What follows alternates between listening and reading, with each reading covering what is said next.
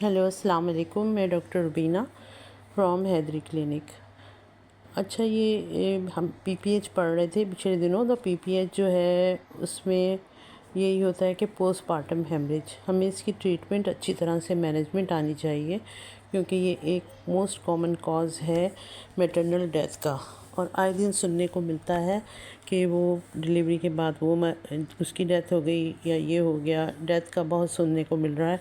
अभी रिसेंटली किसी करीबी हॉस्पिटल में भी डेथ हुई है, जमाल नूर हॉस्पिटल है, उसमें भी ये हुआ है कि और नॉर्मल डिलीवरी हुई, उसके बाद बच्ची जो है वो सरवाइव नहीं कर सकी और उसकी डेथ हो गई माँ की।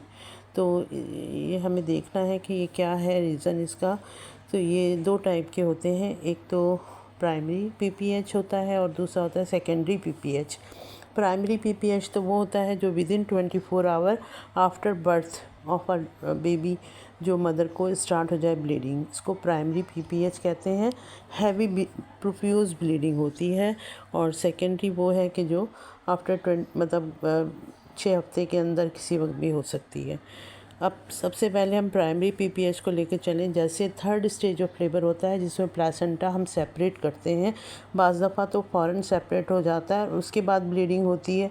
तो हमें ये देखना पड़ता है कि प्लासेंटा के कोई पीस, कोई लोब वगैरह चेक करते हैं, और अगर कोई पीस वगैरह होता है तो उसको मैनुअली जो है वो हम रिमूव करते हैं और यूट्रस जो है उसको कॉन्ट्रैक्ट करने की कोशिश करते हैं। असल में प्राइमरी रीज़न जो होता है वो यही होता है कि एटोनिसिटी ऑफ द यूट्रस, यानी उसकी टोन ख़त्म हो जाती है, वो हार्ड और कॉन्ट्रैक्ट नहीं होता है। तो उसमें प्लासेंटा जब रिमूव हो जाए तो फिर हम ये करते हैं कि मेडिसिन देते हैं। पहले फंडल मसाज करते हैं, फंडल मसाज से हो जाता है। उसके बाद हम इसमें ऑक्सीटोसिन ड्रिप में डाल के देते हैं। ऑक्सीटोसिन, अर्गोमेट्रिन या नहीं, ऑक्सीटोसिन है, सिंटोसिनॉन, ये देते हैं और उसको डालते हैं इस तरह के 500 की ड्रिप में 4 सिंटो डाल देते हैं। इंजेक्शन 20 यूनिट्स तक दे देते हैं। एक इंजेक्शन जो होता है 5 यूनिट का होता है, वो डाल के स्लो देते हैं। अगर उससे ब्लीडिंग स्टॉप हो जाती है, यूट्रस हार्ड हो जाता है तो वेल एंड गुड। अगर नहीं होता तो फिर जो है अर्गोमेट्रिन भी आईएम इंजेक्ट करते हैं। फिर उसके बाद मीज़ोप्रोस्टोल 2 टैबलेट वो जो है वो हम पर रेक्टली रखते हैं। अगर उससे भी नहीं होता तो फिर जो है हम इसको फंडल मसाज करते रहते हैं और प्रेशर देते हैं यूट्रस को अंदर हाथ डाल के। सबसे पहले जो हमारे पास हो ये पेशेंट आती है, अगर घर से आई है, जैसे सेकेंडरी पीपीएच में आई है, तो हमें ये चाहिए कि सबसे पहले जो है ना उसे फ़ौरन ही इमरजेंसी में सारा बीपी, पल्स और इसका मॉनिटर करते हैं, आईवी लाइन मेंटेन करते हैं, कैथेटर डालते हैं, सीबीसी करवाते हैं, फ़ौरन इसका ब्लड ग्रुप और बीटीसीटी क्लॉटिंग टाइम वगैरह देखते हैं। अगर ये सब ठीक होता है और तो कैथेटराइज इसलिए करते हैं कि तो यूरिन आउटपुट का भी पता चलता है, और अगर ये ब्लैडर फुल होता है तो फिर उससे जो है वो यूट्रस कॉन्ट्रैक्ट होने में मुश्किल होती है। तो ब्लैडर को एम्प्टी करते हैं और इसके अंदर जो नलकी डालते हैं पेशाब वाली, जिसको कैथेटर कहते हैं, यूरिनाइन कैथेटर करते हैं। उसके बाद इसका हार्ट रेट वगैरह भी, पल्स, बीपी, ये सब मॉनिटर लगा देते हैं।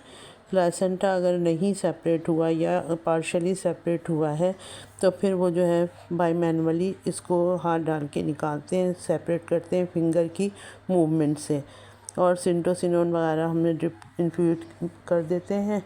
और अगर ये नहीं होता जैसे, तो फिर जो है ना उसको अंदर ये भी देखते हैं, निकालते हैं पूरा प्रॉपर तरीके से।